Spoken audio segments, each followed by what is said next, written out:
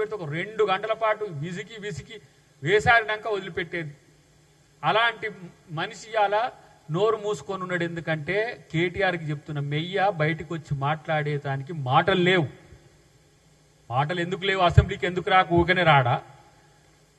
అవకాశం ఉంటే ఊకనే రాడా? మీ అయ్య తెలియదా సందు దొరికితే ఎక్కడి నుంచి ఇరుకుతాడు? ఏ తప్పు రేవంత్ రెడ్డి గారు ఎక్కడ ఏ తప్పును పట్టుకొని వీరబాదుడు ఉంటుందో అని చెప్పి భయపడి రావట్లేడు తప్పితే కేసీఆర్కి రాకపోవడానికి ఏముంది? అప్పుడే ఎంపీగా ఉండే సరే, ఆయన తెలంగాణ బిల్లు పెట్టినప్పుడే పార్లమెంటుకు పోనోడు. ఆయన పాత్ర ఎక్కడనైనా పరిమితమే.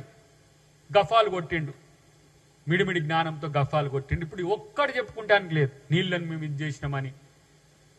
ఆయన సోకాళ్ళు కొంతమంది ఉంటారు ఆ చుట్టుమంది. ఇప్పుడు వాళ్ళు అంతా ఇన్ని రోజులు తెలంగాణ అస్తిత్వం, తెలంగాణ యొక్క ఉనికి, తెలంగాణ ప్రతీక వీళ్ళకి ఈ 9 సంవత్సరాలు కనపల్లే. ఇక బయటికి వెళ్ళరు, ఇక గోరిందలు లెక్క బయటికి చిన్నగా బయటికి వెళ్ళి తెలంగాణ సెంటిమెంట్ అంటున్నారు. మీరు ఆ రోజు మాట్లాడితే ఈ రోజు మాట్లాడే నైతిక హక్కు మీకు ఉండే. కాబట్టి ఇంకా మీరు ఏమంటాం, వాళ్ళను బానిసలు కూడా స్పాటకస్ లాగా కొట్లాడి రాజ్యం తెచ్చుకున్నారు.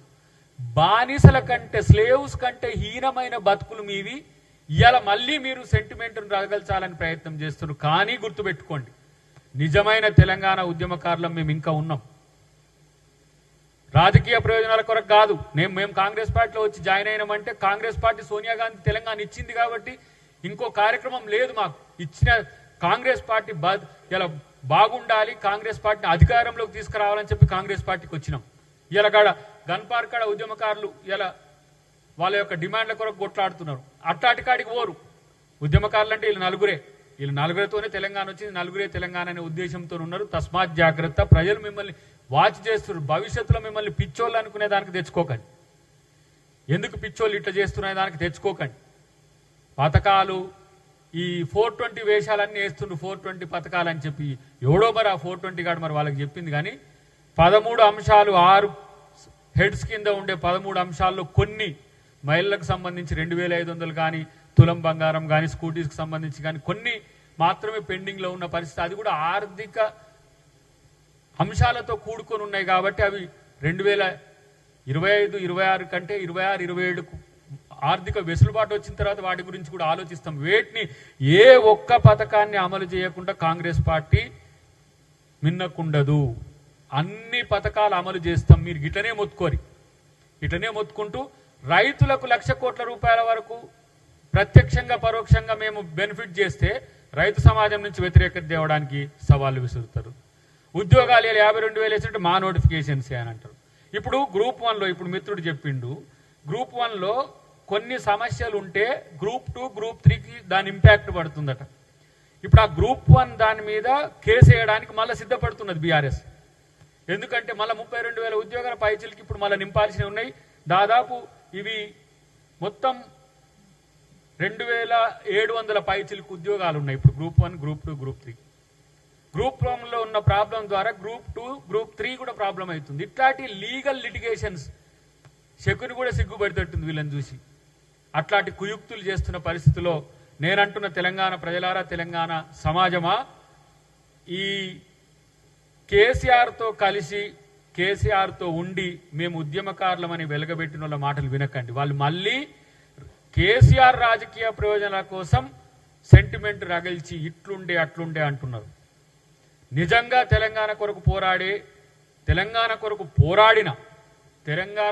పోరాడుతున్న తెలంగాణ ఉద్యమకారులు కాంగ్రెస్ పార్టీకి తెలుసు. వాళ్ళు ఇచ్చే మాకు కలిసి ఇచ్చినా కలవకుండా ఇచ్చినా వాళ్ళ యొక్క ఆలోచనలకు కాంగ్రెస్ పార్టీ రూపమిస్తుంది. మేనిఫెస్టోలు పెట్టిన అంశాలే కాదు, వాళ్ళు పబ్లిక్ నుంచి ఎలాంటి డిమాండ్ వస్తుందో, నిజమైన ఉద్యమకారుల నుంచి ఏమైతే డిమాండ్ వస్తున్నాయో వాటిని మేము డెఫినెట్గా మేము పరిశీలిస్తాం, వాటి మీద పరిష్కారం కూడా చూపుతాం. కానీ కేసీఆర్తో కూడిన ఈ చౌట దద్దమ్మలు చేస్తున్న ఏవైతే పిచ్చి ప్రియలాపనలు ఉన్నాయో, మీరు ఈ 9 సంవత్సరాల్లో తెలంగాణ సమాజానికి జరిగిన నష్టం మీద ప్రశ్నిస్తే మీకు ఆ క్రెడిబిలిటీ ఉండేది. కానీ ప్రశ్నించకుండా ఇవాళ మళ్ళీ కాంగ్రెస్, నేను ఇంకో మాట కూడా చెప్పాలి మిత్రులారా, కొంతమంది మీడియా మిత్రులకు కాంగ్రెస్ పార్టీ తెలంగాణ ఇవ్వడం ఇష్టం లేకపోవచ్చు. కొంతమంది తెలంగాణ ఆంధ్ర విడిపోవడం ఇష్టం లేని ఉండొచ్చు. కాంగ్రెస్ మీద సుదీర్ఘకాలంగా మీకు వ్యతిరేకత ఉండొచ్చు, కానీ మీరు ప్రజల్ని చూడండి, ప్రజలకు మేలు చేసే వాటిని చెప్పండి.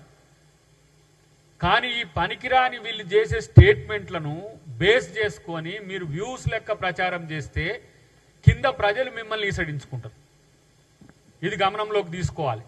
ఎందుకంటే టీఆర్పీ కొరకో సస్టైనబిలిటీ కొరకో వాళ్ళు ఇచ్చే తాయిలాల కొరకో వాళ్ళు ఇచ్చే యాడ్స్ కొరకో వాళ్ళ అబద్ధపు ప్రచారాలను మీరు ప్రాపగండాన్ని కనుక మీరు అదే నిజమని కనుక ప్రచారం చేస్తే తెలంగాణ ప్రజలకు నష్టం జరుగుతుంది వీళ్ళ వల్ల. తద్వారా మీరు ఇండైరెక్ట్గా కూడా వాళ్ళకు సపోర్ట్ చేసిన వాళ్ళు అవుతారు. మీడియా నిక్కచ్చిగా ఫోర్త్ ఎస్టేట్గా మీకున్న ప్రజాస్వామిక హక్కు, రాజ్యాంగబద్ధమైన హక్కు. మిమ్మల్ని ఎవడేం చెయ్యలేడు. ఎవడైనా చేస్తే మేముంటామని ఎందుకంటాం? మేము మాకంటే ఎక్కువ తెలంగాణ ఉద్యమం చేసిన పొడింగులు ఏం కాదు. వాళ్ళ ఇంట్లో పడిన రోజు కూడా మా రాష్ట్రపతి అభ్యర్థిని, నేను ఇప్పుడు కాంగ్రెస్ పార్టీలో ఉన్నా కాబట్టి మా రాష్ట్రపతి అభ్యర్థిని నేను 3 చోట్ల అడ్డుకున్న ఉద్యమకారుని నేను.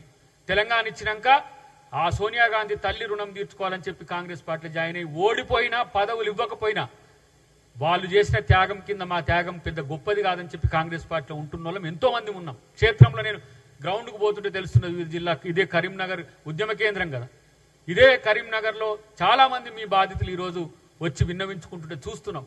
కాబట్టి ఇప్పటికైనా ఇక ఆ పదాల కంటే ఎక్కువ కనీసం ప్రజల కోసం పోరాడే ప్రయత్నం అని చేయండి.